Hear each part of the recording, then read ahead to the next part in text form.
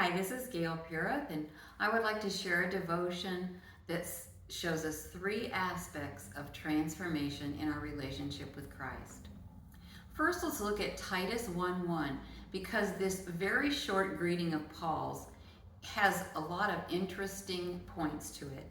He says, Paul, a servant of God and an apostle of Jesus Christ, to further the faith of God's elect and their knowledge of the truth that leads to godliness. Paul is explaining that when we have faith, our knowledge of God's word will lead us to godliness. When we listen to God's Spirit, as we're told in Romans 8:12 and 13, and refuse to conform to the world, we can transform and renew our minds. This is talked about in Romans 12:2. Now, here are three ways that we do that transformation. One, we guard our eyes.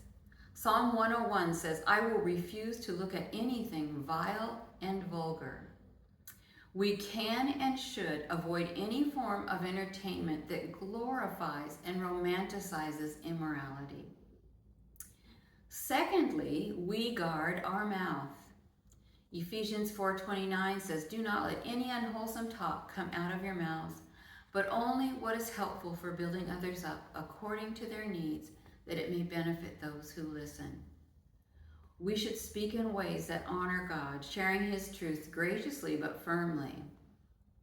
And the third way we transform ourselves into Christ is we guard our ears or our minds.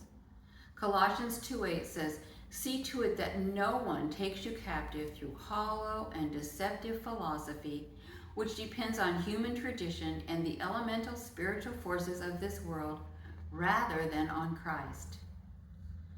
God helps us to recognize false teachings when we guard our eyes, our mouth, and our ears, because ultimately this means that we guard our hearts, as is talked about in Proverbs 4:23.